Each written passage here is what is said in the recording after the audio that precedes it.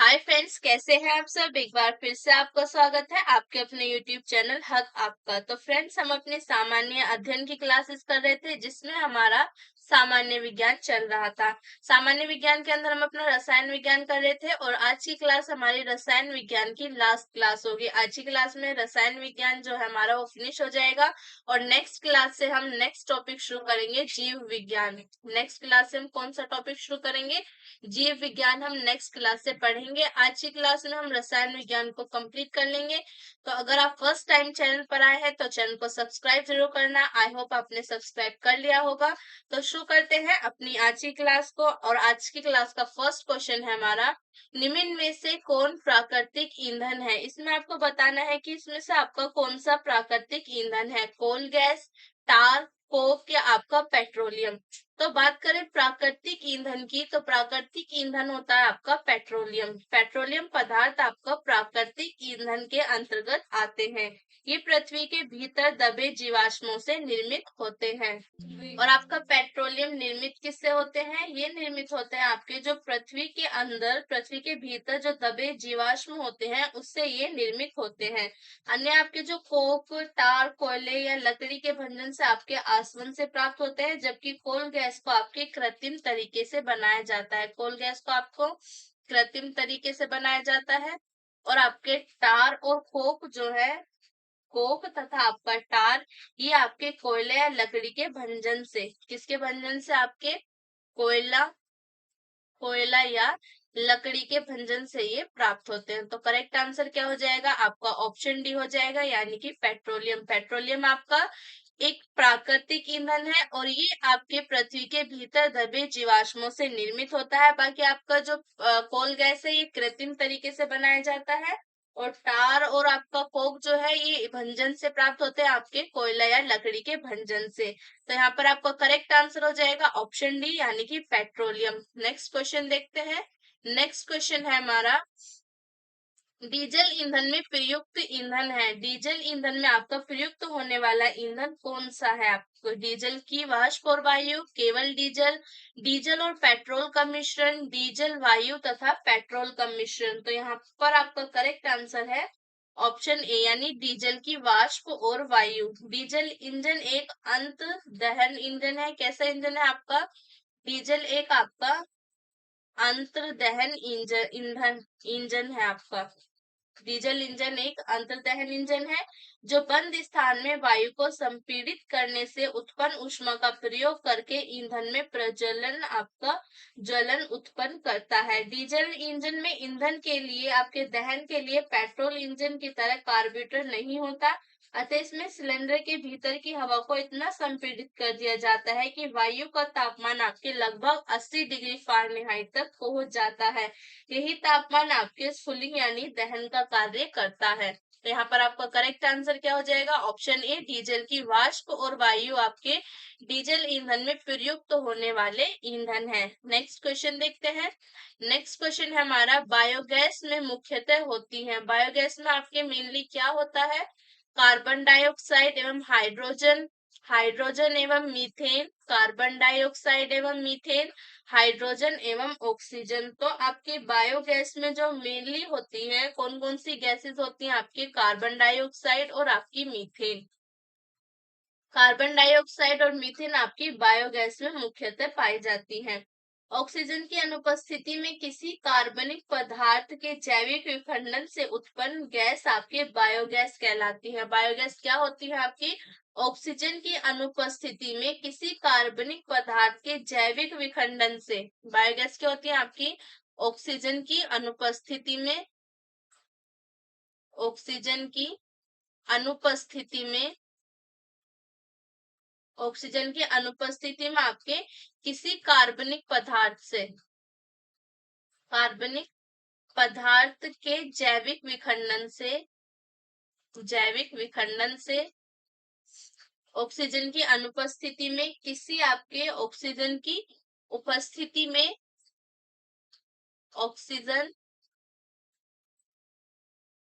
Oxygen की अनुपस्थिति में किसी कार्बन पदार्थ के जैविक विखंडन से जो आपकी गैस उत्पन्न होती है, जैविक विखंडन से उत्पन्न गैस जो होती है आपकी, उत्पन्न गैस क्या कहलाती है? वो कहलाती है बायोगैस।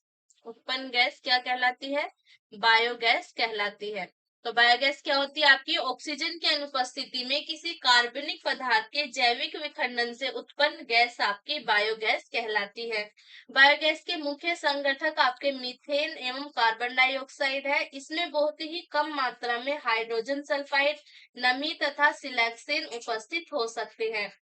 गोबर गैस या बायोगैस में मीथेन आपके 50 से 75% तक पाई जाती है। मीथेन कितनी होती है? 50 से 75% तक आपके मीथेन होती है। तो करेक्ट आंसर हो जाएगा आपका ऑप्शन सी। बायोगैस के जो मुख्य संगठक है, मेनली जो बायोगैस में पाई जाती है, वो आपकी कार्बन डाइऑक्साइड और मीथेन है। मीथेन आपकी 50 से आपके 75% तक होती है।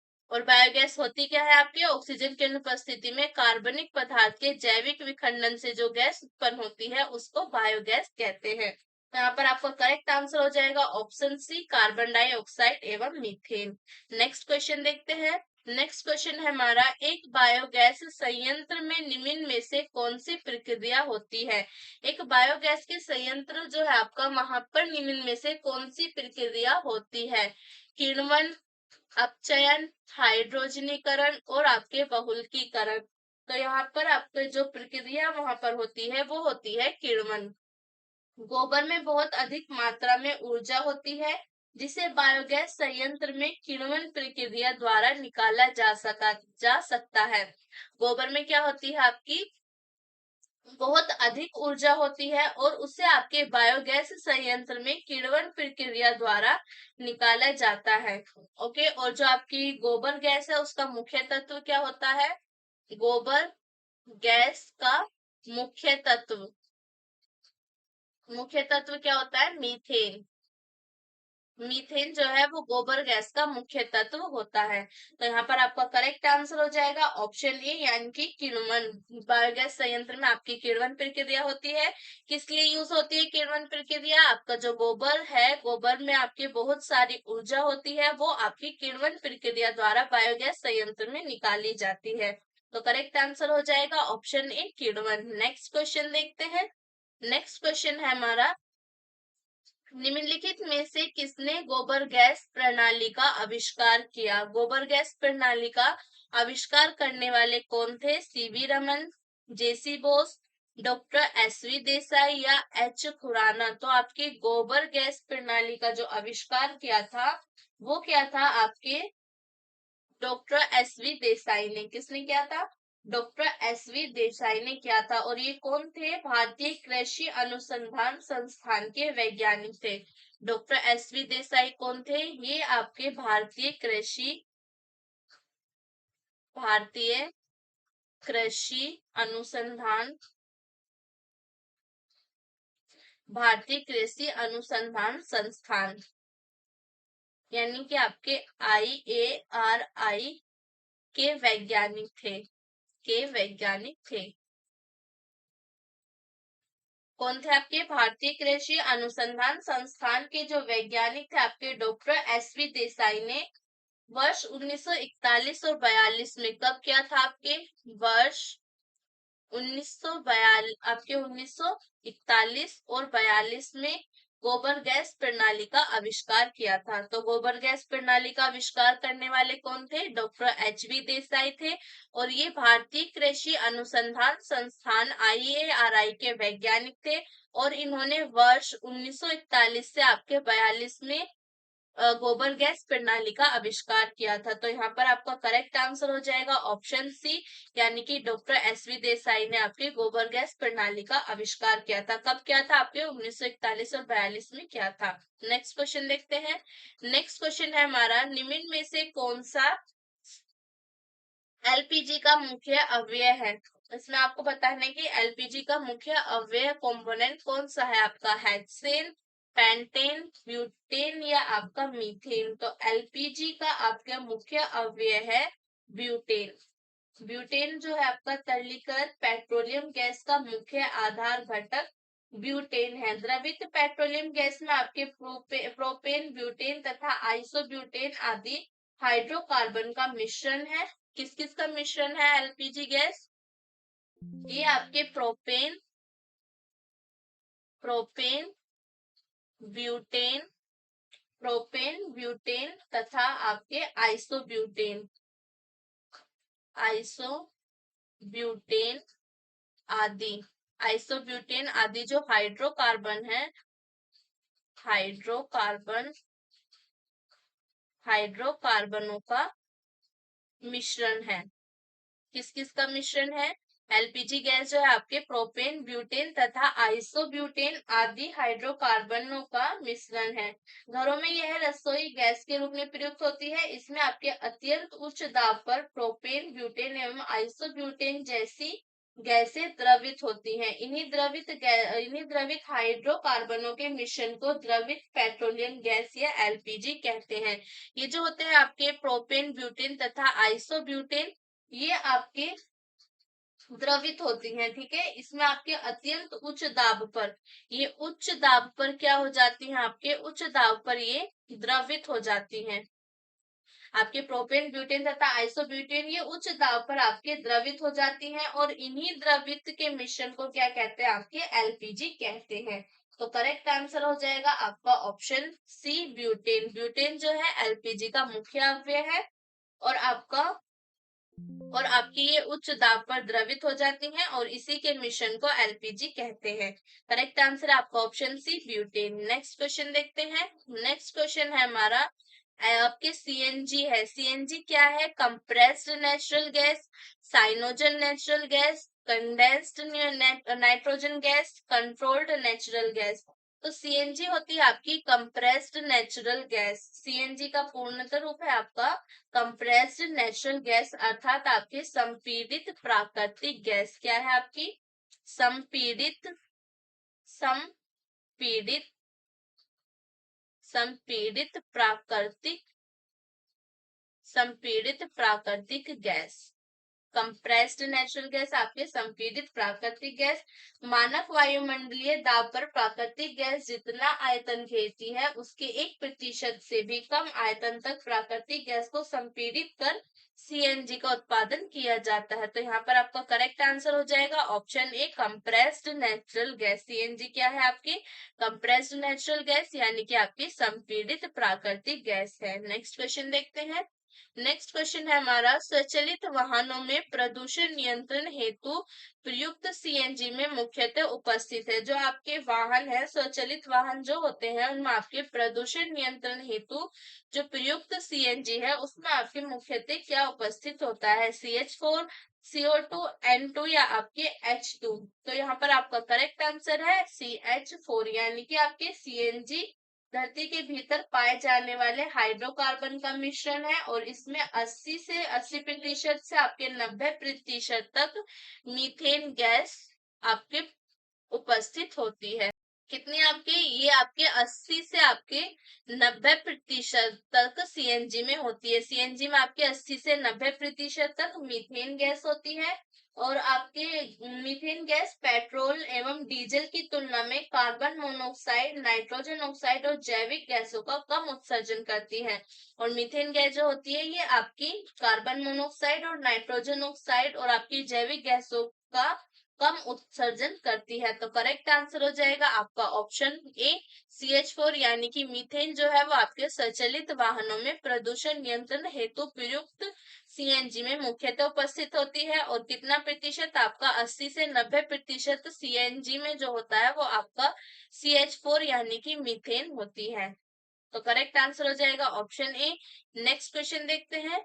नेक्स्ट क्वेश्चन है हमारा, निम्नलिखित कथनों पर विचार कीजिए।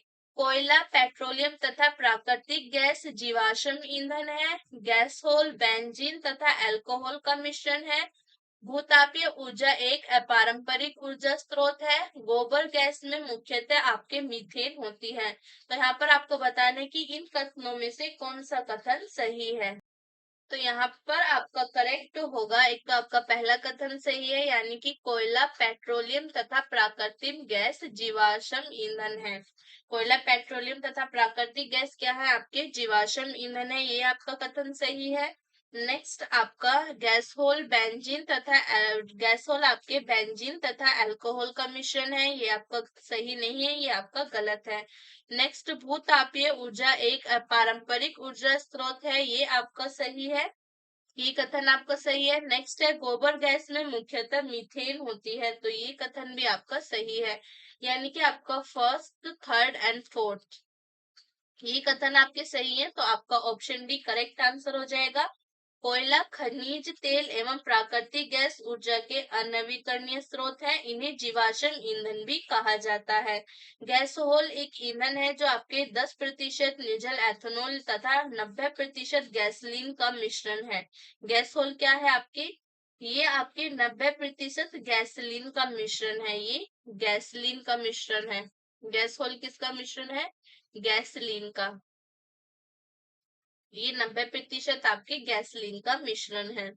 तो गैसोल जो होती है आपके, इसमें 90% गैसोलीन होती है। और आपका भूतापीय ऊर्जा एक पारंपरिक ऊर्जा स्रोत है, और गोबर गैस में मुख्यतः आपके मीथेन होती है। तो करेक्ट आंसर हो जाएगा आपका ऑप्शन बी, आपका फर्स्ट, थर्ड एंड फोर्थ कथन जो है ये आपके सही है। नेक्स्ट क्वेश्चन देखते हैं। नेक्स्ट क्वेश्चन है हमारा, निम्न में से कौन सा पेट्रोलियम का परिष्करण का उत्पादक है। आपको बताने के इसमें से कौन सा पेट्रोलियम का परिष्करण का उपोत्पाद है। तो आपका पेट्रोल, चारकोल, कोयला या आपका एस्फोल्ट। तो यहाँ पर आपका जो एस्फोल्ट है, एस्फोल्ट क्या है आपके, आपका पेट्रोलियम परिष्करण का उपोत्पाद है। अपरिष्कृत पेट्रोल, अपरिष्कृत पेट्रोलियम के निरंतर प्रभाजी आसवन द्वारा औद्योगिक उपयोग के विभिन्न उत्पाद प्रयोग किए जाते हैं, यह प्रक्रिया परिष्करण कहलाती है। एस्फोल्ट पेट्रोलियम का परिशोधन करने के दौरान आपके उत्पन्न होता है। एस्फोल्ट जब पेट्रोलियम का आपका परिशोधन करते हैं, पेट्रोलियम का परिशोधन करते हैं, तब आपका एस्फोल्ट जो है आपका प्राप्त होता है, एस्फोल्ट उत्पन्न होता है। तो करेक्ट आंसर हो जाएगा आपका ऑप्शन डी, एस्फोल्ट जो है आपके पेट्रोलियम का परिष्करण का उपोत्पाद है। नेक्स्ट क्वेश्चन देखते हैं। नेक्स्ट क्वेश्चन है हमारा, भारी वाहन में डीजल का उपयोग इसलिए किया जाता है क्योंकि अधिक माइलेज और इंजन की सुरक्षा के लिए, कम खर्च और ईंधन की बचत, उच्च क्षमता और आर्थिक बचत, पेट्रोल की अपेक्षा सस्ता होने के कारण। तो भारी वाहन में आपके डीजल का उपयोग क्यों किया जाता है, क्योंकि आपके उच्च क्षमता और आर्थिक बचत के लिए।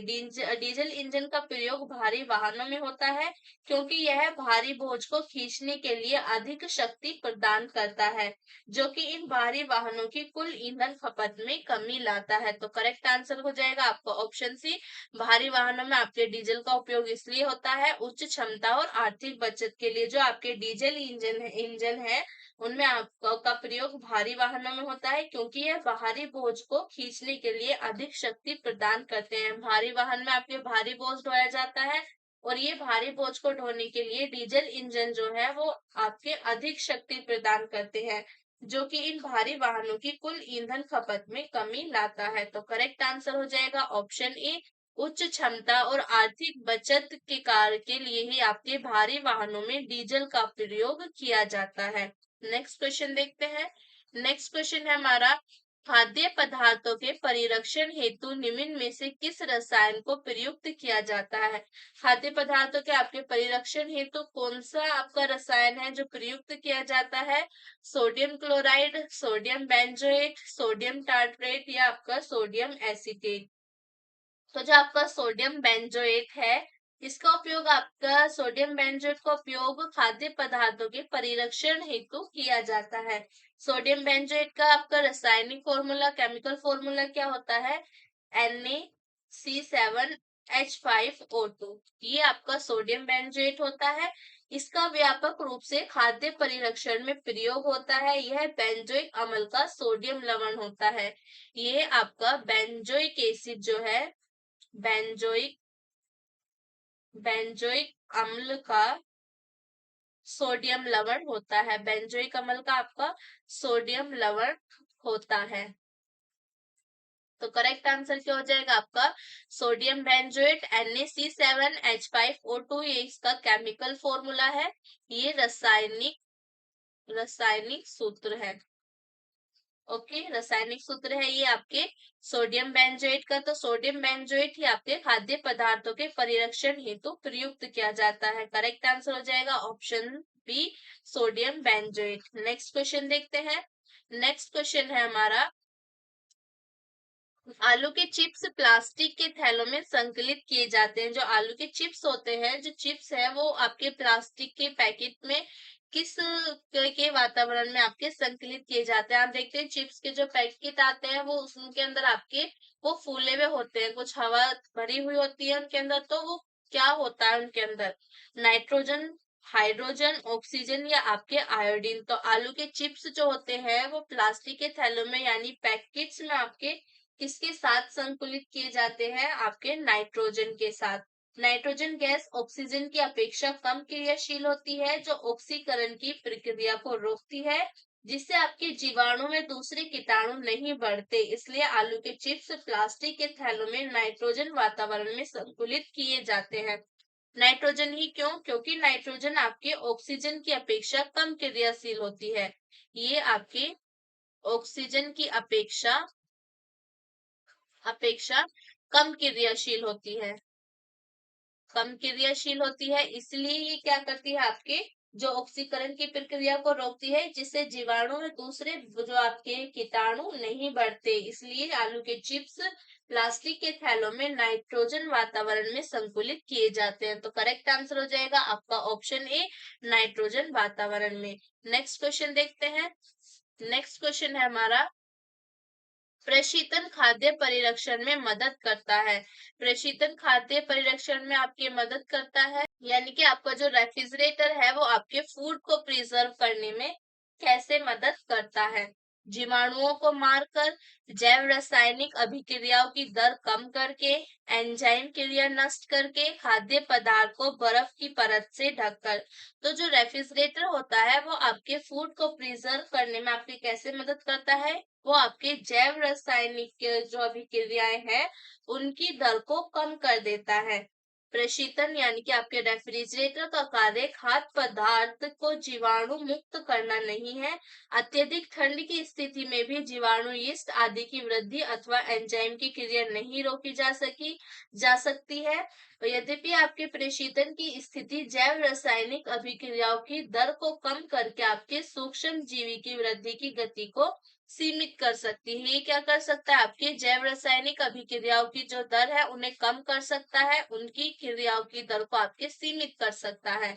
तो करेक्ट आंसर हो जाएगा आपका ऑप्शन बी, यानी कि रेफ्रिजरेटर जो है वो आपके फूड प्रिजर्वेशन में मदद करता है, जैव रासायनिक अभिक्रियाओं की दर कम करके। तो करेक्ट आंसर हो जाएगा आपका ऑप्शन बी। नेक्स्ट क्वेश्चन देखते हैं। नेक्स्ट क्वेश्चन है हमारा, कच्ची चीनी को रंग विदीन करने हेतु जिस चारकोल का प्रयोग किया जाता है वह है। कच्ची चीनी जो होती है आपकी, कच्ची चीनी को रंग विहीन करने के लिए, रंग विहीन करने हेतु जिस चारकोल का प्रयोग किया जाता है, कौन सा चारकोल है आपका, लकड़ी का चारकोल, चीनी का चारकोल, एनिमल चारकोल या आपके नारियल का चारकोल।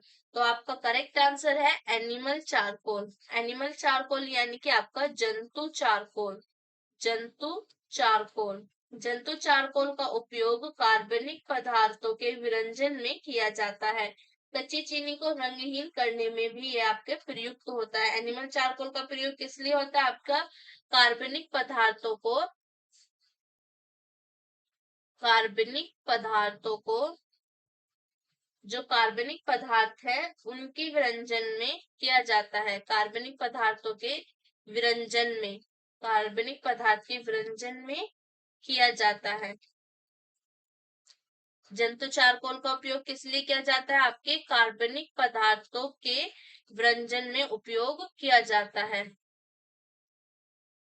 किस लिए उपयोग किया जाता है जंतु चारकोल का, जंतु चारकोल का उपयोग किया जाता है आपके जो कार्बनिक पदार्थ है उनके व्यंजन में किया जाता है, और इसका प्रयोग आपके चीनी को रंग विहीन करने हेतु भी किया जाता है। तो करेक्ट आंसर हो जाएगा आपका ऑप्शन सी, कच्ची चीनी को रंग विहीन करने हेतु जिस चारकोल का प्रयोग किया जाता है वो है आपका एनिमल चारकोल। यानी कि एनिमल चारकोल है जिसका प्रयोग कच्ची चीनी को रंग विहीन करने हेतु किया जाता है, जिसे आपके जंतु चारकोल भी कहते हैं। और इसके अलावा जंतु चारकोल किस लिए उपयोग किया जाता है? आपके कार्बनिक पदार्थ जो है, कार्बनिक पदार्थों के विरंजन में भी इसका उपयोग किया जाता है। तो यहाँ पर आपका करेक्ट आंसर हो जाएगा ऑप्शन सी, यानी कि आपका एनिमल चारकोल। नेक्स्ट क्वेश्चन देखते हैं। नेक्स्ट क्वेश्चन है हमारा, शहद का प्रमुख घटक है, शहद का प्रमुख घटक क्या है? आपका ग्लूकोज, सुक्रोज, माल्टोज या आपका फ्रक्टोज। तो शहद का प्रमुख घटक है आपका फ्रक्टोज। शहद के प्रमुख घटकों में लगभग आपके फ्रक्टोज कितना प्रतिशत होता है? आपके 38.2% होता है। और ग्लूकोज आपका मुख्य घटक आपका फ्रक्टोज है 38.2%। और ग्लूकोज कितना प्रतिशत होता है? आपके ग्लूकोज 31.3% होता है। सुक्रोज आपका 1.3%, माल्टोज होता है आपका 7.1%। और जल कितना होता है? शहद में आपके जल कितना होता है? जल होता है आपके 17.2%। तो शहद का प्रमुख घटक आपका फ्रक्टोज होता है 38.2%। उसके अलावा आपका ग्लूकोज 31.3% होता है। सुक्रोज 1.3%, माल्टोज आपके होता है 7.1% और बाकी का जल होता है आपका 17.2%। तो करेक्ट आंसर हो जाएगा आपका ऑप्शन डी। शहद का प्रमुख घटक है आपका फ्रक्टोज 38.2% होता है। नेक्स्ट क्वेश्चन देखते हैं। नेक्स्ट क्वेश्चन है हमारा, कथन सुक्रोज की अपेक्षा प्रतीप शर्करा अधिक मधुर होती है। आपके सुक्रोज की अपेक्षा में जो प्रतीप शर्करा है वो आपके अधिक मधुर होती है। कारण है आपका, प्रतीप शर्करा को सुक्रोज के जल अपघटन से प्राप्त किया जाता है। जो आपके प्रतीप शर्करा है उसको सुक्रोज के जल अपघटन से प्राप्त किया जाता है। आपका कूट के माध्यम से आपको अपना उत्तर देना है। ऑप्शन ए है आपका, ए और आर दोनों सही है और आर ए की सही व्याख्या करता है। ए और आर दोनों सही है परंतु आर ए की सही व्याख्या नहीं करता। ए सही है परंतु आर गलत है, ए गलत है परंतु आर सही है। तो यहाँ पर आपका करेक्ट आंसर होगा ऑप्शन बी, यानी कि आपका कथन भी सही है, सुक्रोज की अपेक्षा प्रतीप शर्करा आपकी अधिक मधुर होती है। कारण आपका कारण भी सही है, प्रतीप शर्करा को सुक्रोज के जल अपघटन से प्राप्त किया जाता है। लेकिन कारण आपका सही व्याख्या नहीं देता, किसकी सही व्याख्या नहीं करता? आपके कथन की। सुक्रोज के जल अपघटन से प्रतीप शर्करा यानी कि आपकी इन्वर्ट शुगर जो होती है, इन्वर्ट शुगर प्रतीप शर्करा की जाती है जो सुक्रोज की अपेक्षा अधिक मधुर होती है। प्रतीप शर्करा आपके ग्लूकोज एवं फ्रक्टोज का मिश्रण है। जो आपकी इन्वर्ट शुगर है किसका मिश्रण है? आपके ये आपके ग्लूकोज, ग्लूकोज और आपका फ्रक्टोज, फ्रक्टोज ये आपके ग्लूकोज और फ्रक्टोज का मिश्रण है। जो आपकी इन्वर्ट शुगर है ये किसका मिश्रण है? आपके ग्लूकोज और फ्रक्टोज का मिश्रण है आपकी इन्वर्ट शुगर, आपकी प्रतीप शर्करा। इस तथा इसकी अधिक मधुरता का कारण सुक्रोज का जल अपघटन नहीं बल्कि फ्रक्टोज द्वारा प्रदत्त मिठास की उच्च मात्रा है। और इसका अधिक मिठास का कारण आपके जल अपघटन नहीं है बल्कि ग्लूकोज की प्रेजेंसी है। ठीक है, किसकी, सॉरी, आपकी किसकी प्रेजेंस के कारण ये अधिक मीठी होती है? आपके फ्रक्टोज की, बल्कि आपके फ्रक्टोज द्वारा प्रदत्त मिठास की उच्च मात्रा है। प्रतीप शर्करा आपके किसके कारण मीठी होती है? फ्रक्टोज की उपस्थिति के कारण। तो यहाँ पर करेक्ट आंसर हो जाएगा आपका ऑप्शन बी। आपके कथन और कारण दोनों सही है लेकिन कारण आपका कथन की सही व्याख्या नहीं करता। सुक्रोज की अपेक्षा आपकी प्रतीप शर्करा अधिक मधुर होती है, इन्वर्ट शुगर, और इन्वर्ट शुगर को सुक्रोज के जल अपघटन से प्राप्त किया जाता है। लेकिन आपके प्रतीप शर्करा इसलिए अधिक मीठी नहीं होती कि वो जल अपघटन से प्राप्त होती है, वो अधिक मीठी इसलिए होती है क्योंकि ये आपके ग्लूकोज और फ्रक्टोज का मिश्रण है प्रतीप शर्करा, और फ्रक्टोज की उपस्थिति के कारण ही आपके अधिक मधुर होती है। तो करेक्ट आंसर हो जाएगा ऑप्शन बी। नेक्स्ट क्वेश्चन देखते हैं। नेक्स्ट क्वेश्चन है हमारा, निम्नलिखित यौगिकों में कौन सा एक शांतिकारक औषधि के रूप में प्रयुक्त होता है? कौन सा यौगिक है आपका, कौन सा यौगिक है आपका जो एक शांतिकारक औषधि के रूप में प्रयुक्त होता है? Potassium bromide, calcium chloride, ethyl alcohol या आपका फॉस्फोरस ट्राइक्लोराइड। तो यहाँ पर आपका पोटेशियम ब्रोमाइड जो है वो आपका प्रयोग होता है शांतिकारक औषधि के रूप में भी प्रयोग होता है। पोटेशियम ब्रोमाइड आपके KBr जो है एक लवण है, क्या है आपका, एक लवण है, एक साल्ट है, जिसका आपका शांतिकारक औषधि के रूप में भी प्रयोग होता है। इसका प्रयोग व्यापक रूप से आपके मिर्गी रोग के उपचार में भी होता है। और ये इसका उपयोग कहाँ पर होता है, इसका उपयोग आपके मिर्गी उपचार में भी होता है।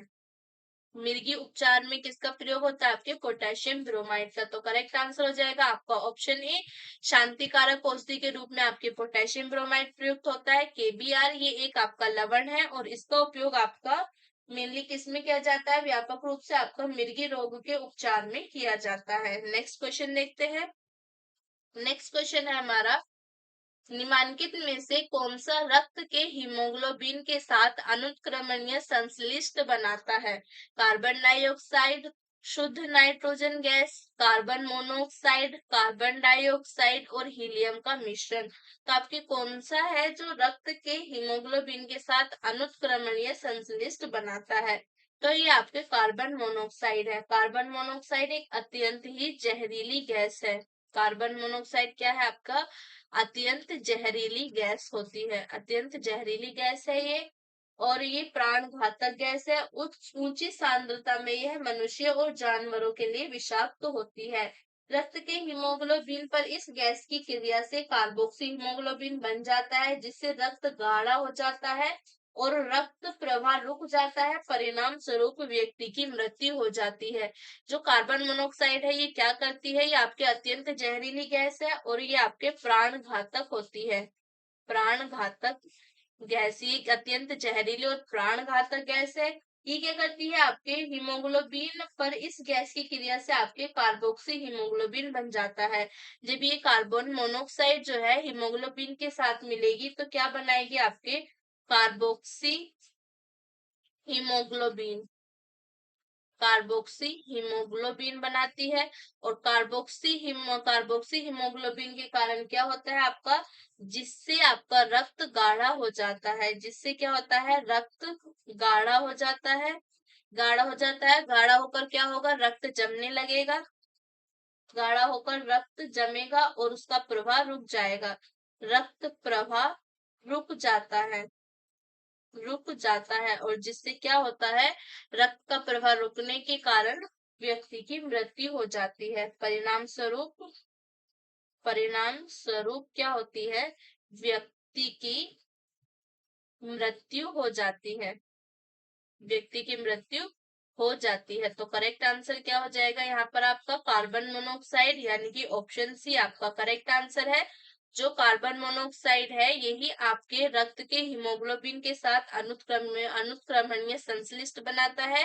कार्बन मोनोऑक्साइड एक अत्यंत जहरीली गैस है और ये प्राण घातक भी है। और ये आपके कार्बन मोनोऑक्साइड हीमोग्लोबिन के साथ मिलकर हीमोग्लोबिन हीमोग्लोबिन के साथ मिलकर कार्बोक्सी हीमोग्लोबिन बनाती है, जिससे क्या होता है, आपका रक्त गाढ़ा हो जाता है। रक्त गाढ़ा होने पर रक्त का प्रवाह रुकेगा, और जब रक्त का प्रवाह रुकता है तो परिणाम स्वरूप व्यक्ति की मृत्यु हो जाती है। तो यहाँ पर करेक्ट आंसर है आपका option C, carbon monoxide. Next question देखते हैं। नेक्स्ट है हमारा, लौंग के तेल का निम्नलिखित में से कौन सा एक प्रमुख घटक है? लौंग के तेल का प्रमुख घटक कौन सा है? मेथोल, यूजेनोल, मिथेनॉल या आपके बेंजील्डिहाइड। तो यहाँ पर जो आपका यूजेनोल है, यूजेनोल लौंग के तेल यानी कि आपके क्लोव्स ऑयल, क्लोव्स ऑयल का आपका मुख्य घटक क्या है? आपके यूजेनोल। यूजेनोल आपका, यूजेनोल यह एक प्राकृतिक दर्द निवारक है तथा एंटीएसिड है। इसका प्रयोग दांतों के दर्द को दूर करने में किया जाता है। लौंग के तेल का उपयोग आपके सौंदर्य प्रसाधन या साबुन तथा टूथपेस्ट निर्माण में भी किया जाता है। तो करेक्ट आंसर हो जाएगा आपका ऑप्शन बी, यूजेनॉल लौंग के तेल का आपका प्रमुख घटक है। क्लोव्स ऑयल का, और क्लोव्स ऑयल क्या है आपका, एक एंटी एसिड है जिसका प्रयोग दांत के दर्द के रूप में किया जाता है। और आपका साबुन, जो आपके सौंदर्य प्रसाधन होते हैं, साबुन, टूथपेस्ट, इनमें भी आपके लौंग के तेल का प्रयोग किया जाता है। नेक्स्ट क्वेश्चन देखते हैं। नेक्स्ट क्वेश्चन है हमारा, जेली बनाने हेतु निम्नलिखित में से आपके कौन सा फल सर्वाधिक प्रयोग होता है? आम, पपीता, अमरूद या आपका कैथे, या आपका कैथे। तो यहाँ पर आपका करेक्ट आंसर है ऑप्शन सी अमरूद। जेली बनाने के लिए आपके जो सर्वाधिक उपयुक्त फल है वो आपका अमरूद है। पपीते में आपके पापाइन नामक तत्व पाया जाता है जो जिलेटिन को सेट नहीं होने देता। पपीते में क्या पाया जाता है आपके आपके पपाइन पपाइन पाया जाता है जो क्या करता है आपके जेलेटिन को सेट नहीं होने देता। अतः यह जेली बनाने हेतु श्रेष्ठ फल नहीं है। आम और कैथे में आपके पैक्टिन की उपस्थिति क्रमशः कच्चे और पूर्णतः परिपक्व होने पर निर्भर करती है, जबकि अमरूद में आपके पैक्टिन की उपस्थिति के लिए ये शर्त अनिवार्य नहीं है। तो आपका सबसे ज्यादा अमरूद ही आपका जेली बनाने के लिए यूज होता है। जेली बनाने हेतु आपका जो अमरूद है वो सर्वाधिक उपयुक्त होने वाला फल है। करेक्ट आंसर हो जाएगा ऑप्शन सी। नेक्स्ट क्वेश्चन देखते हैं। नेक्स्ट क्वेश्चन है हमारा, कार्बनिक खाद्य हमारे लिए बेहतर माने जाते हैं। जो कार्बनिक खाद्य होते हैं वो हमारे लिए बेहतर माने जाते हैं क्योंकि रुचिकर स्वाद हेतु रसायनों पर निर्भर होते हैं, खरीदने में महंगे होते हैं, पर्यावरणीय प्रदूषकों से मुक्त रखे जाने हेतु ग्लास हाउस में उगाए जाते हैं। ये आपके ग्लास हाउस में उगाए जाते हैं या आपके बिना कृत्रिम खादों एवं कीटनाशकों के उपयोग किए उगाए जाते हैं। तो यहाँ पर आपका करेक्ट आंसर है ऑप्शन डी, ये बिना कृत्रिम खादों एवं कीटनाशकों के उपयोग किए उगाए जाते हैं। जो आपके कार्बनिक खाद है ये हमारे लिए बेहतर माने जाते हैं क्योंकि ये आपके कृत्रिम खादों एवं कीटनाशकों के उपयोग के बिना उगाए जाते हैं। तो करेक्ट आंसर हो जाएगा आपका ऑप्शन डी। नेक्स्ट क्वेश्चन देखते हैं। तो नेक्स्ट क्वेश्चन है हमारा, कथन अपमार्जक मैले कपड़ों से सरलता पूर्वक तेल एवं गर्द निकाल देते हैं। कारण है आपका अपमार्जक जो है आपके जल का पृष्ठ तनाव बढ़ा देते हैं। कूट के माध्यम से आपको अपना उत्तर देना है। आपके ए तथा आर दोनों सही हैं और आर ए की सही व्याख्या है। ऑप्शन बी है ए और आर दोनों सही है परंतु आर ए की सही व्याख्या नहीं करता। ए सत्य है परंतु आर गलत है, ए गलत है परंतु आर सत्य है। तो यहाँ पर आपका करेक्ट आंसर है ऑप्शन सी। आपका करेक्ट आंसर है ए तो आपका सही है, यानी कि कथन आपका सही है। अपमार्जक जो आपके डिटर्जेंट होते हैं, साबुन से थोड़ा भिन्न सफाई करने वाले पदार्थ हैं, ये आपके मैले कपड़ों से सरलता पूर्वक तेल एवं गर्द निकाल देते हैं। बट आपका कारण जो है ये आपका सही नहीं है कि अपमार्जक जो होते हैं ये आपके जल का पृष्ठ तनाव बढ़ा देते हैं। तो यहाँ पर आपका आंसर हो जाएगा ए सत्य है परंतु आर गलत है। अपमार्जक डिटर्जेंट जो होते हैं साबुन से थोड़ा भिन्न सफाई करने वाले पदार्थ है, ये कठोर जल से कपड़ा धोने के काम आते हैं क्योंकि अपमार्जक कठोर जल में उपस्थित कैल्शियम तथा मैग्नीशियम के आयनों के साथ कोई अविलय अवक्षेप नहीं बनाते। यही कारण है कि ये कठोर जल के साथ अधिक झाग देते हैं तथा मैले कपड़ों से सरलता पूर्वक तेल एवं गर्द निकाल देते हैं। अपमार्जक आपके पृष्ठ तनाव को बढ़ाते नहीं है बल्कि पृष्ठ तनाव को घटा देते हैं। तो करेक्ट आंसर क्या हो जाएगा आपका ऑप्शन सी। कारण आपका गलत है, अपमार्जक जल के पृष्ठ तनाव को घटा देते हैं ना कि बढ़ाते हैं। नेक्स्ट क्वेश्चन देखते हैं। नेक्स्ट क्वेश्चन है हमारा, कथन पौधों की फास्फोरस आवश्यकता की पूर्ति के लिए रासायनिक उर्वरक आवश्यक है। कारण है आपका 1 मीट्रिक टन जैव खाद मुश्किल से 2-3 किलो फास्फोरस की आपूर्ति करती है। कूट में आपका आंसर है ए और आर दोनों सही है, आर ए की सही व्याख्या है। ए और आर दोनों सही है परंतु आर ए की सही व्याख्या नहीं है। ए सत्य है परंतु आर गलत है, ए गलत है परंतु आर सत्य है। तो यहाँ पर आपका करेक्ट आंसर क्या होगा, यहाँ पर आपका करेक्ट आंसर होगा ऑप्शन ए, यानी कि आपका कथन भी सही है। पौधों की फास्फोरिक आवश्यकताओं की पूर्ति के लिए आपका रासायनिक उर्वरक आवश्यक होते हैं। कारण भी आपका सही है। 1 मीट्रिक टन जैव खाद मुश्किल से आपके 2-3 किलो ही फास्फोरस की आपूर्ति कर पाता है। तो यहाँ पर आपके दोनों सही है और कारण भी आपका सही व्याख्या करता है आपके कथन की। तो यहाँ पर करेक्ट आंसर हो जाएगा आपका ऑप्शन ए। पौधों के लिए नाइट्रोजन, फास्फोरस एवं पोटेशियम को प्रमुख आवश्यक तत्वों के रूप में जाना जाता है। फास्फोरस के अलावा आपके नाइट्रोजन और पोटेशियम को भी आवश्यक प्रमुख तत्वों के रूप में जाना जाता है। क्या क्या है आपके? नाइट्रोजन, नाइट्रोजन, फास्फोरस, फास्फोरस और आपका फास्फोरस, नाइट्रोजन, फास्फोरस और आपका पोटेशियम एवं पोटेशियम, ये क्या होते हैं आपके? ये आपके आवश्यक प्रमुख आवश्यक तत्व होते हैं। प्रमुख आवश्यक तत्व होते हैं किसके? आपके पौधों के लिए। पौधों के लिए प्रमुख आवश्यक तत्व कौन कौन से होते हैं आपके? नाइट्रोजन, फास्फोरस और आपका पोटेशियम। इसलिए इनकी आवश्यक मात्रा को उर्वरक के रूप में दिया जाता है। 1 मीट्रिक टन जैव खाद में मात्र आपके आपके 1.5 से 3 किलो तक फास्फोरस प्राप्त होता है। इसकी पूर्ति हेतु रासायनिक उर्वरक आवश्यक हो जाते हैं। तो करेक्ट आंसर है आपका ऑप्शन ए। आपके कथन और कारण दोनों सही हैं और कारण सही व्याख्या है आपके कथन की। नेक्स्ट क्वेश्चन देखते हैं। नेक्स्ट क्वेश्चन है हमारा, पोषक तत्व जो उर्वरकों द्वारा प्रदान नहीं किया जाता वह है। वो पोषक तत्व कौन सा आपका जो उर्वरकों द्वारा प्रदान नहीं किया जाता? नाइट्रोजन, हाइड्रोजन, क्लोरीन या आपका फास्फोरस। तो आपका जो हाइड्रोजन है, हाइड्रोजन उर्वरकों से प्राप्त नहीं होता, यानी कि आपका ऑप्शन भी करेक्ट आंसर है। हाइड्रोजन उर्वरकों से द्वारा प्राप्त नहीं होता। हाइड्रोजन ऐसा पोषक तत्व है जो उर्वरकों द्वारा प्रदान नहीं किया जाता। नेक्स्ट क्वेश्चन देखते हैं। नेक्स्ट क्वेश्चन है हमारा, निम्नलिखित में से कौन सा उर्वरक मृदा में सर्वाधिक अम्ल छोड़ता है? Urea, ammonium sulphate, ammonium nitrate, calcium ammonium nitrate.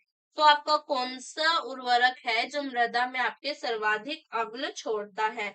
वो है आपका अमोनियम सल्फेट। अमोनियम सल्फेट मृदा में आपके सर्वाधिक अम्ल छोड़ता है। मृदा में अम्लता की माप मृदा के पीएच मूल्य द्वारा की जाती है। पीएच मूल्य जितना कम होगा, पीएच मान आपका जितना कम होगा, पीएच मान जितना कम होगा मृदा उतनी ही अम्लीय होगी। पीएच मान आपका जितना कम होगा मृदा उतनी ही अम्लीय होगी। और आपकी जो आपका अमोनियम सल्फेट है वो आपका मृदा में सर्वाधिक अम्ल छोड़ता है। अमोनियम सल्फेट क्या आपका मृदा में सर्वाधिक अम्ल छोड़ता है? NH4, इसका आपका रासायनिक सूत्र होता है NH4 ट्वाइस SO4। ये आपका अमोनियम सल्फेट होता है। तो करेक्ट आंसर हो जाएगा आपका option B, ammonium sulphate. Next question देखते हैं। नेक्स्ट क्वेश्चन है हमारा, निम्नलिखित रासायनिक उर्वरकों में से कौन आपके 20 डिग्री सेल्सियस पर जल अपेक्षाकृत अधिक घुलनशील है? Ammonium sulphate, urea, di ammonium sulphate या आपका अमोनियम क्लोराइड। तो यहाँ पर जो आपका यूरिया है, यूरिया क्या है आपका? यूरिया 20 रासायनिक उर्वरकों में आपके 20 डिग्री सेल्सियस पर यूरिया जल में अधिक घुलनशील होता है। नेक्स्ट क्वेश्चन देखते हैं। नेक्स्ट है हमारा, डीएपी में कितने प्रतिशत फास्फोरस तथा नाइट्रोजन पाई जाती है? डीएपी जो है आपका, डीएपी में कितने प्रतिशत आपके फास्फोरस पाई जाती है? कितने प्रतिशत आपके फास्फोरस पाई जाती है? और आपके नाइट्रोजन, नाइट्रोजन और फास्फोरस का कितना प्रतिशत पाया जाता है? तो यहाँ पर कितना है आपका? 10% नाइट्रोजन है और 20% क्या है आपका? फास्फोरस है। 20% क्या है आपका? फास्फोरस। 18% नाइट्रोजन और आपका 46% फास्फोरस। 30% नाइट्रोजन, 60% आपका फास्फोरस या आपका 35% नाइट्रोजन, 70% आपका फास्फोरस। तो यहाँ पर आपका करेक्ट आंसर है ऑप्शन बी, यानी कि 18% तो नाइट्रोजन है और 46% आपका फास्फोरस। ये आपका डीएपी क्या है? Di ammonium phosphate. डीएपी क्या है? DAP, di ammonium, di ammonium sulphate, di ammonium sulphate. Okay, ये एक आपका उर्वरक है। क्या है आपका? ये एक उर्वरक है। ये एक उर्वरक है जिसका रासायनिक सूत्र की बात करें, डीएपी का रासायनिक सूत्र क्या होता है इसका रासायनिक सूत्र है आपके NH4 ट्वाइस HPO4। ये इसका रासायनिक सूत्र है। इसके रासायनिक संगठन में आपके 46 से 53% तक फास्फोरस है। 46 से आपके 53% तक आपके फास्फोरस है और आपका बाकी का 18 से 21% तक आपके नाइट्रोजन है। तो करेक्ट आंसर हो जाएगा आपका ऑप्शन बी। नेक्स्ट क्वेश्चन देखते हैं। नेक्स्ट क्वेश्चन है हमारा, फसलों में आपके पर्णीय छिड़काव के लिए सबसे उपयुक्त उर्वरक है। Sodium nitrate, urea, DAP, potassium chloride. तो जो आपका यूरिया है ये आपके फसलों में पर्णीय छिड़काव के लिए सबसे उपयुक्त है। यूरिया क्या है आपका, एक कार्बनिक यौगिक है। यूरिया एक कार्बनिक यौगिक है। यूरिया एक कार्बनिक यौगिक है जिसका केमिकल फॉर्मूले क्या होता है। यूरिया का आपका रासायनिक सूत्र है, रासायनिक सूत्र क्या है, रासायनिक सूत्र है इसका आपका COONH2 ट्वाइस। ये इसका केमिकल फॉर्मूला है किसका, आपका यूरिया का। इसे आपके कार्बामाइड भी कहते हैं। कृषि में नाइट्रोजन युक्त रासायनिक खाद के रूप में इसका उपयोग होता है। यह फसलों में आपके पर्णीय छिड़काव के लिए सबसे उपयुक्त उर्वरक है। तो करेक्ट आंसर हो जाएगा आपका ऑप्शन बी। यूरिया जो है आपका फसलों में पर्णीय छिड़काव के लिए सबसे उपयुक्त उर्वरक है। नेक्स्ट क्वेश्चन देखते हैं। नेक्स्ट क्वेश्चन है हमारा, ओजोन जल के सूक्ष्म जीवों को मार देती है। ओजोन जो है आपके जल के सूक्ष्म जीवों को मार देती है। ओजोन रेडियो एक्टिव नहीं है। कथन आपका उत्तर क्या होगा, ए तथा आर दोनों सही है। आर ए की सही व्याख्या है। ए और आर दोनों सही है परंतु आर ए की व्याख्या नहीं है। ए सही है परंतु आर गलत है। ए गलत है परंतु आर सही है। तो यहाँ पर आपका करेक्ट आंसर क्या होगा, यहाँ पर आपका करेक्ट आंसर है ऑप्शन बी, यानी कि आपका कथन और कारण दोनों सही है। कथन भी आपका सही है, ओजोन जल के सूक्ष्म जीवों को मार देती है, और कारण भी आपका सही है, ओजोन रेडियो एक्टिव नहीं है। ओजोन अस्थायी होती है अतः जल में मिलाते ही एक ऑक्सीजन परमाणु विलग कर देती है जो ऑक्सीकरण द्वारा जीवाणुओं का हनन करती है। बट आपका जो कारण है ये कथन की सही व्याख्या नहीं करता। तो करेक्ट आंसर हो जाएगा आपका ऑप्शन, आपका जो कथन है ये सही एक्सप्लेन नहीं करता, कारण आपका कथन को सही एक्सप्लेन नहीं करता। तो करेक्ट आंसर हो जाएगा ऑप्शन बी। ए तथा आर दोनों सही हैं परंतु आर ए की सही व्याख्या नहीं है। नेक्स्ट क्वेश्चन देखते हैं। नेक्स्ट क्वेश्चन है हमारा, फायर अलार्म में निम्नलिखित में से किसका उपयोग किया जाता है। जो फायर अलार्म होते हैं उनमें आपका किसका उपयोग किया जाता है, फोटो सेल, पानी, सौर सेल या उपयुक्त में से कोई नहीं। तो फायर अलार्म में प्रयुक्त होने वाला जो आपका जिसका उपयोग किया जाता है वो है आपका फोटो सेल। किसका उपयोग करते हैं फायर अलार्म में, आपके फोटो सेल यूज होते हैं। फोटो सेल का उपयोग किया जाता है। इसे फाइट्रो इलेक्ट्रिक सेल या आपके फोटोवोल्टेक सेल भी कहते हैं। फोटो सेल आपके प्रकाश विद्युत प्रभाव का एक तकनीक अनुप्रयोग है। यह आपके प्रकाश लाइट एनर्जी को आपके विद्युत एनर्जी में परिवर्तित करते हैं। ये क्या करते हैं, फोटो सेल आपके लाइट एनर्जी को किस में कन्वर्ट करते हैं, ये लाइट एनर्जी को आपकी इलेक्ट्रिक एनर्जी में कन्वर्ट करते हैं, इलेक्ट्रिक एनर्जी में। तो करेक्ट आंसर हो जाएगा आपका ऑप्शन ए, यानी कि फोटो सेल आपके फायर अलार्म में यूज किए जाते हैं। नेक्स्ट क्वेश्चन देखते हैं। नेक्स्ट है हमारा, निम्नलिखित में से किस यौगिक का उपयोग अग्नि निरोधक कपड़ा बनाने में किया जाता है। तो कौन सा यौगिक है आपका जिसका उपयोग अग्निरोधक कपड़ा बनाने में किया जाता है। Sodium sulphate, magnesium sulphate, ferrous sulphate या आपका एल्यूमिनियम सल्फेट। तो अग्नि रोधक कपड़ा बनाने के लिए जिस यौगिक का प्रयोग किया जाता है वो है आपका एल्यूमिनियम सल्फेट। एल्यूमिनियम सल्फेट जो है आपका इसका उपयोग किया जाता है अग्निरोधक कपड़ा बनाने में। अग्निरोधक कपड़ा बनाने में एल्यूमिनियम सल्फेट का प्रयोग किया जाता है। नेक्स्ट क्वेश्चन देखते हैं। नेक्स्ट क्वेश्चन है हमारा, निम्नलिखित में से कौन सा मच्छर प्रतिकर्षी के रूप में प्रयोग होता है? पाइरेथम, रेटिनोन, इफेड्रिन या उपयुक्त में से कोई नहीं। तो मच्छर प्रतिकर्षी के रूप में जो प्रयोग होता है वो है आपका पाइरेथ्रम। पाइरेथ्रम आपका एक प्राकृतिक कीटनाशक है जो मच्छरों के तंत्रिका तंत्र को प्रभावित कर उन्हें प्रतिकर्षी करता है। तो करेक्ट आंसर है आपका पाइरेथ्रम। ये क्या है आपका? ये एक प्राकृतिक ये क्या है आपका? एक प्राकृतिक कीटनाशक है। कीटनाशक है और ये मच्छरों के तंत्रिका तंत्र को किस मच्छर जो है मच्छरों के तंत्रिका तंत्र को प्रभावित करता है। मच्छरों के तंत्रिका तंत्र को प्रभावित करके उन्हें आपके आकर्षित कर लेता है। तो करेक्ट आंसर हो जाएगा आपका option A pyrethrum. Option A आपका करेक्ट आंसर हो जाएगा पाइरेथ्रम। नेक्स्ट क्वेश्चन देखते हैं। नेक्स्ट क्वेश्चन है हमारा, मच्छर कॉइल में प्रयोग होने वाला पाइरेथ्रिन प्राप्त होता है। जो मच्छर कॉइल में आपका पाइरेथ्रिन यूज होता है वो आपका किससे प्राप्त होता है? एक बीजीय पौधे से, एक कीट से, एक जीवाणु से या आपके एक कवक से। तो ये आपका किससे प्राप्त होता है? ये प्राप्त होता है आपका ये आपके एक बीजीय पौधे से प्राप्त होता है।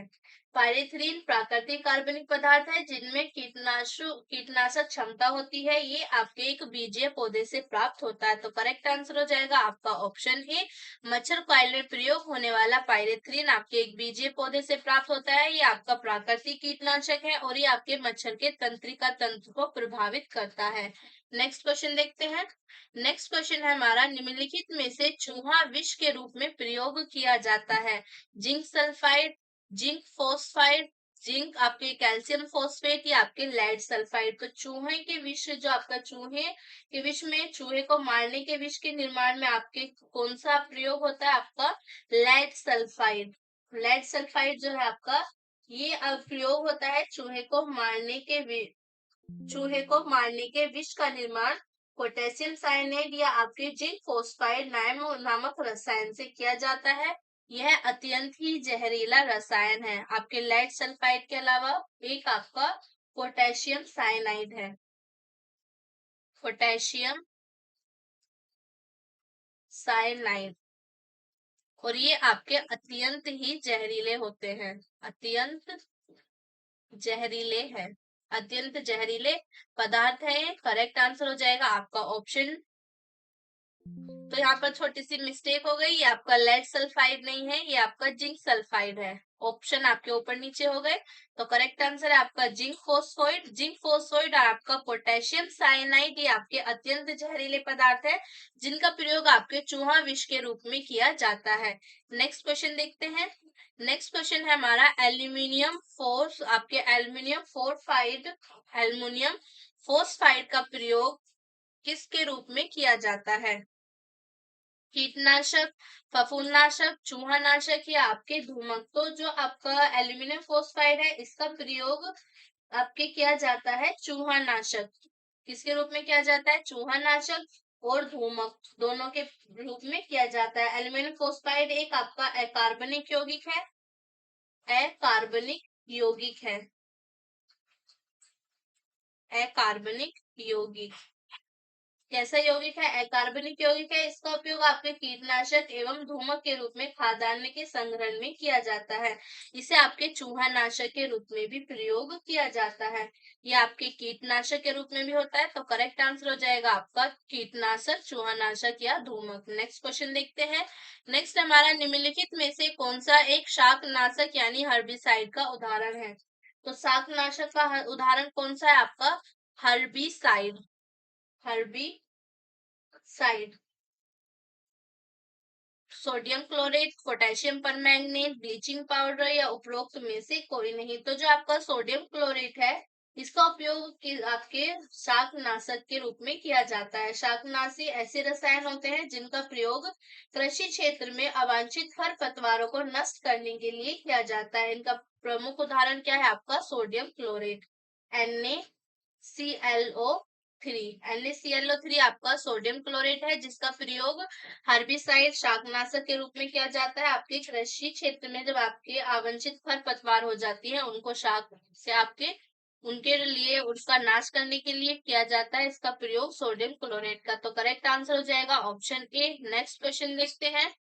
नेक्स्ट है हमारा, पृथ्वी की आयु का मापन निम्न में से किस विधि द्वारा किया जाता है? कार्बन डेटिंग विधि, जैव तकनीक विधि, जैव घड़ी विधि या आपके यूरेनियम विधि। तो पृथ्वी की आयु का मापन आपके जिस विधि के द्वारा किया जाता है, वो विधि है आपकी यूरेनियम विधि। पृथ्वी पुरानी चट्टानों आदि की आयु ज्ञात करने के लिए यूरेनियम का प्रयोग किया जाता है। नेक्स्ट क्वेश्चन देखते हैं। नेक्स्ट है हमारा, निम्नलिखित में से कांच का कौन सा प्रकार पराबैंगनी किरणों को काटता है? कौन सा प्रकार है आपका कांच का जो पराबैंगनी अल्ट्रावायलेट रेज जो है उनको काटता है? सोडा कांच, पायरेक्स कांच, जैना कांच या आपका क्रूक्स कांच। तो करेक्ट आंसर है आपका क्रूक्स कांच, ऑप्शन डी आपका करेक्ट है। सेरियम तथा दूसरी दुर्लभ मृदा धातुओं को मिलाकर क्रूक्स कांच का निर्माण किया जाता है। क्रूक्स कांच में आपके पराबैंगनी अल्ट्रावायलेट किरणों को अवशोषण करने की क्षमता होती है, और अल्ट्रावायलेट रेज जो है ये हमारी आंखों को नुकसान पहुंचाती है, इसलिए धूप के चश्मों में आपके क्रूक्स कांच का प्रयोग किया जाता है। इसका उपयोग आपके धूप के चश्मों में किया जाता है, चश्मों में किया जाता है, क्योंकि आपका जो पराबैंगनी किरणें हैं इनको अवशोषित कर लेता है, अवशोषित करता है। जो क्रूक्स कांच है ये अवशोषण कर लेता है किसको? पराबैंगनी किरणों को। नेक्स्ट क्वेश्चन देखते हैं। नेक्स्ट है हमारा, निम्नलिखित में से कौन सा एक यष्ट पुष्प फिलोस्फर वूल कहलाता है? Zinc bromide, zinc nitrate, zinc oxide या जिंक क्लोराइड। तो आपका फ्लोस्फर वूल किसे कहते हैं? आपके जिंक ऑक्साइड को। नेक्स्ट क्वेश्चन देखते हैं, यानी कि आपके जेडेनो को। जेडेनो को यष्ट पुष्प आपके फ्लोस्फर वूल के नाम से भी जाना जाता है। ये आपका एक सफेद पाउडर है, ये आपका एक सफेद पाउडर है जिसका उपयोग आपके सौंदर्य प्रसाधन, स्याही तथा मल्लम आदि के निर्माण में किया जाता है। नेक्स्ट क्वेश्चन देखते हैं। नेक्स्ट क्वेश्चन है हमारा, निम्नलिखित में से कौन सा युग्म सुमेलित है? इसमें आपको बताना है कि कौन सा युग्म सुमेलित है। सिल्वर आयोडाइड आपका होर्न सिल्वर है, सिल्वर क्लोराइड का यूज आपके कृत्रिम वर्षा के लिए होता है, जिंक फोस्फाइड आपका चूहे का विष है, और जिंक सल्फाइड को क्या कहते हैं? फ्लोस्फर ऊन कहते हैं। तो यहाँ पर आपको बताना है कि कौन सा युग्म आपका सही सुमेलित है। तो ऑप्शन सी जो है आपका सही सुमेलित है, जिंक फॉस्फोइड को आपके चूहे का विष कहते हैं। आपका हॉर्न सिल्वर क्या होता है? हॉर्न सिल्वर होता है आपका सिल्वर क्लोराइड। हॉर्न सिल्वर क्या होता है आपका? Silver chloride. हॉर्न सिल्वर होता है आपका सिल्वर क्लोराइड। कृत्रिम वर्षा होती है आपके सिल्वर आयोडाइड से, सिल्वर आयोडाइड। कृत्रिम वर्षा किससे होती है? सिल्वर आयोडाइड से होती है। चूहे का विष आपका जिंक जिंक फोस्फाइड होता है, और फ्लोस्फर ऊन क्या होता है आपका? Zinc sulphide. जिंक सल्फाइड आपका सॉरी जिंक ऑक्साइड होता है। तो आपका फ्लोस्फर ऊन क्या होता है? फ्लोस्फर ऊन होता है आपका जिंक ऑक्साइड, जिंक ऑक्साइड, ये आपका फ्लोस्फर ऊन होता है। तो करेक्ट आंसर हो जाएगा ऑप्शन सी, ये आपका सही मैच है। चूहे के विष को जिंक फोस्फाइड कहते हैं। नेक्स्ट क्वेश्चन देखते हैं। नेक्स्ट है हमारा, निम्नलिखित में से किसे भविष्य की धातु कहा जाता है? आपका तांबा, लोहा, टाइटेनियम या एल्यूमिनियम। तो भविष्य की धातु किसे कहते हैं? टाइटेनियम को कहते हैं। अंतरिक्ष युग की धातु के तौर पर चर्चित टाइटेनियम स्टील से कई गुना हल्की और कई गुना मजबूत मिश्र धातु है। यह आपकी काफी गर्मी सहन कर सकती है और इसमें कभी जंग नहीं लगता। तो करेक्ट आंसर हो जाएगा आपका ऑप्शन सी, टाइटेनियम को भविष्य की धातु कहा जाता है। नेक्स्ट क्वेश्चन देखते हैं। नेक्स्ट क्वेश्चन है हमारा, निम्नलिखित में से कौन सुमेलित नहीं है? मैग्नीशियम आतिशबाजी के रूप में प्रयोग होता है, यूरेनियम से आपके परमाणु बम बनते हैं, सिल्वर आपके इलेक्ट्रिक बल्ब में प्रयोग किया जाता है, जिंक का प्रयोग आपके गैल्वेनीकरण में होता है। तो यहाँ पर आपका सही सुमेलित जो नहीं है वो है आपका, इसमें आपका सही सुमेलित नहीं है ऑप्शन सी, यानी कि आपका सिल्वर का प्रयोग इलेक्ट्रिक बल्ब में नहीं किया जाता। इलेक्ट्रिक बल्ब में आपका टंगस्टन का प्रयोग होता है। किसका प्रयोग होता है? टंगस्टन। इलेक्ट्रिक बल्ब में आपके टंगस्टन का प्रयोग होता है, बाकी आपके सभी सही सुमेलित है। नेक्स्ट क्वेश्चन देखते हैं। नेक्स्ट हमारा, लाल स्याही बनाई जाती है फिनोल से, एनिलीन से, कांगो रेड से या आपके इओसिन से? तो रेड आपकी रेड इंक बनाई जाती है इओसिन से। आपके इओसिन एक क्या है आपका टेट्राब्रोमो फ्लोरिसिन है। इससे आपके क्या होता है, अधिकतर लाल स्याहियां इओसिन तनु विलयन की होती हैं। नेक्स्ट क्वेश्चन देखते हैं। नेक्स्ट क्वेश्चन है हमारा, निम्नलिखित में से कौन सा रंग सोडियम क्रोमेट द्वारा आपूर्त होता है? सोडियम क्रोमेट द्वारा आपूर्त रंग कौन सा होता है आपका? नीला, लाल, हरा या काला?